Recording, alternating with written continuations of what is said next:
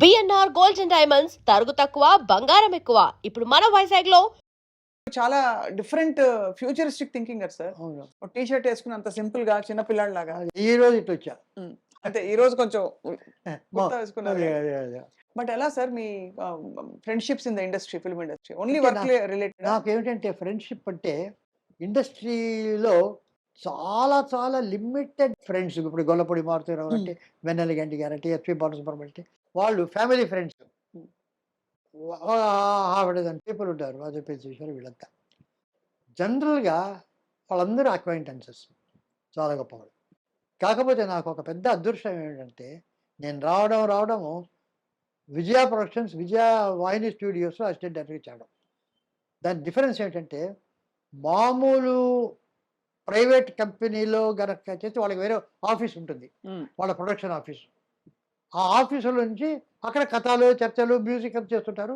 Shooting ఒక 10 రోజులు, 12 రోజులు, 15 రోజులు, అప్పుడు ఫ్లోర్కి వెళ్తారు, అక్కడ షూటింగ్ చేస్తే వస్తారు. సో ఆఫీస్ వరకే పరిమితం వాళ్ళ ఆఫీస్. విజయ ప్రొడక్షన్స్ అంటే వాళ్ళ ఆఫీస్ వాహిని స్టూడియోలో ఉంది. సో అప్పుడు ఏంటంటే నేను ఆ విజయ ప్రొడక్షన్ ఆఫీస్ కాకుండా అక్కడ 11 ఫ్లోర్స్లో ఉండే ప్రొడక్షన్స్ అంతా నాకు తెలుసు. అందుకని అదే అదే ఇప్పుడు వాళ్ళకి రోజు మేము పని లేదు. స్క్రిప్ట్ సార్ కేవీ రెడ్డి గారు అంటే పడగానే మేము ఒక్కొక్క ఫ్లోర్ నుంచి అక్కడ పోయి ఇక్కడ దిలీప్ కుమార్ షూటింగ్ అంటే ఇక్కడ శివాజీ గణేష్ షూటింగ్, ఈ రకంగా ఒక్కొక్క చోట తిరిగి వెళ్తుంటాం. తిరగడమే. అసిస్టెంట్ డైరెక్టర్స్, వాహిని స్టూడియో వాళ్ళు అందరూ దేరినో రెస్ట్రిక్షన్స్ అన్ని చోట్ల అడుగుతారు. దానివల్ల ఫస్ట్ 6 monthsలో నేను కనిపెట్టింది ఏంటంటే కేవీ రెడ్డి గారు డైరెక్షన్ చెప్పారు, పింగళ నాగేశ్వర గారు చాలా స్క్రిప్ట్ నాకు చాలా ఆదుకొని చేశారు, పట్టాభిరావు గారు, నాగరాజు, వీళ్ళందరూ చెప్పిన దానికైనా జీవితం 6 monthsలో తెలుసుకున్నది ఏమిటంటే నాకు అందరి మొత్తం ఇంతమంది ఆర్టిస్టు, డైరెక్టర్స్, సినిమా ఇండస్ట్రీలో అందరూ గొప్పవాళ్ళే, అంతే అంతే కదా. తక్కువ వాళ్ళు ఎవరు లేరు, ఎవరు ఒప్పుకోరు. సో అందరూ గొప్పవాళ్ళ సంగతి అది అర్థమైంది. సో అంతంత గొప్ప వాళ్ళతో అంత రియల్గా ఆ పరిచయం, సాంగత్యాలు చేయడం కష్టం.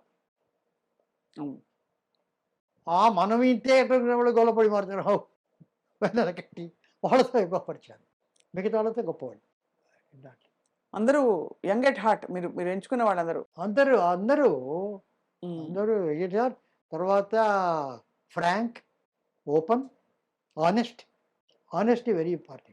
మీరు సార్ సావిత్రి గారి తరం నుంచి ఇప్పుడు మొన్న దీపిక వరకు చూశారు. కల్కిలో కూడా మీరు సలహాలు ఇచ్చి కొంచెం మోల్డ్ చేశారు కథ అని. కాబట్టి సో మీ దృష్టిలో సార్ మోల్డ్ ఏం చేయలే కథ. నాగ్ అశ్విన్ నాకు ఒక మెంటర్ అన్నారు, కానీ ఆ ఫ్యూచరిస్టిక్ వాటిలో ఎప్పుడైనా ఫోన్ చేసి అడ్వైజర్స్ అడిగేవారు, ఇది ఇట్లా అని ఇట్లా అంటే బాగుంటుంది. But it is totally Nag Ashwin's creation, his decision. నేను ఒక 2-3 ఐడియాస్ ఇస్తే అవి తీసుకుంటే లేకపోతే as a true outsider I use to give, but is excellent, he take a wonderful decision and very confident also. But all the actors sir, female యాక్టర్స్లో మీరు చూసిన Gems ఎవరు సార్? అంటే వేర్ యూ ఫెల్ట్ అంటే మీ okay first అసలు criteria మీ దృష్టిలో ఒక గొప్ప నటి కానీ నటుడు కానీ ఉండవలసిన లక్షణాలు ఏంటి సార్? నాకు నేను నటుడిని అనుకునేవాడు ఎవడు నటుడు కాదు. ఆ పాత్ర ఏమిటి అది అయితే అని అడిగేవాడు నటుడు. అది ఎవరైనా సరే, అంతే వాళ్ళందరూ అంతే, మొదటి నుంచి అంతే అంతే. అలాగే మీ అంటే మరి అలా నటిమణుల్లో మహానటి సావిత్రి అని, సావిత్రి గారి గురించి ఇప్పటికీ కాదంటే ఇప్పుడు హరిబాబు అని మేకప్ మ్యాన్ ఉండేవాడు. అప్పుడు రామారావు గారికి, నాగేశ్వరరావు గారికి, సావిత్రికి, కృష్ణవారికి అందరికి ఆయనే మేకప్. ఆయన అక్కడ క్యూ అక్కడ టీ నగర్లో ఆయన దగ్గర మేకప్ తీసుకుని వచ్చేవాళ్ళు. ఎవరు కనుక ముందు మేకప్ వస్తే వాళ్ళు ముందు సెట్కి వస్తారు. అప్పుడు ఓవర్ బ్రిడ్జ్ లేదు, అక్కడ గేట్ ఉంది, ట్రైన్ వచ్చి గేట్ వచ్చేస్తే ఆగిపోతుంది. సో అది దాటుకొని రావాలా వాహిని స్టూడియోకి రావాలంటే. సావిత్రి, కృష్ణకుమారి వీళ్ళిద్దరూ పోటీ వేసుకొని ఎవరు ముందుకు అక్కడ క్యూలో నిలిపోతాయని వచ్చేవాడు. వేకోజా 4 గంటలకు, 5 గంటలకు, 4 గంటలకి, 5 గంటలకు, మరి 7 గంటలకి కాల్ షీట్ అంటే క్యూ. ఆ లోపల ఇంకొక 2 ఉంటే అలా వాడికి ఎవరు ఉంటే ఆ క్యూ అయితే ఒకళ్ళొకరిదే కదా వెళ్తుంది. సో క్యూలో ఫస్ట్‌లో ఉండాలని. ఉమ్, వాడిద్దరు పోటీ వచ్చాడు. So that sort of a um, they are all dedicated. శ్రీకృష్ణార్జున యుద్ధంలో ఉమ్, శ్రీకృష్ణార్జున యుద్ధంలో హోగెనకల్లో షూటింగ్ మనసు పరిగణించలేదు పాట బి సరోజదేవి నాగేశ్వరం. అప్పుడు అక్కడ గెస్ట్ హౌసెస్ లేవు. ఇక్కడ ధర్మపురి అనే చోట అక్కడ ఉండేవాడు. అక్కడి నుంచి వెళ్ళాలి అక్కడ ఒక గంట. సో 3 గంటలు 4 గంటలకి లేచి స్నానం చేసి మేకప్ వేసి అంతా చేసి ఇక్కడి నుంచి 5:30కి వెళ్తే కరెక్ట్గా 6:30కి వస్తే 7 గంటలకు కరెక్ట్గా సన్లైట్ పిక్చర్కి ఫస్ట్ షాట్ చేయడానికి రెడీ. కెమెరా అంతా రెడీ. సో ఆ రకంగా చేసేవాడు శ్రీకృష్ణ. ఆ రకంగా పెంచాడు. అదేమిటో శ్రీకృష్ణార్జున నేను పురాణాలు ఇప్పుడు కల్కి పురాణం అంటే నాకేమిటంటే అంతకుముందు చిన్నప్పుడు వాళ్ళు నోముల అప్పారావు అని ఆయన మాకు బాగా చెప్పేది, భారతం చదివేది. అంతకంటే మనకు అంతవరకు తెలుసు. మల్లాది చంద్రశేఖర్ సత్రి అలాగా వాళ్ళకంతా లేవు. But we know enough of Bharatam. నేను 2 పురాణాలకు వర్క్ చేశాను అసిస్టెంట్గా. మొదటిది మాయాబజార్, ఉమ్, దానికి అసిస్టెంట్గా వర్క్ చేశాను.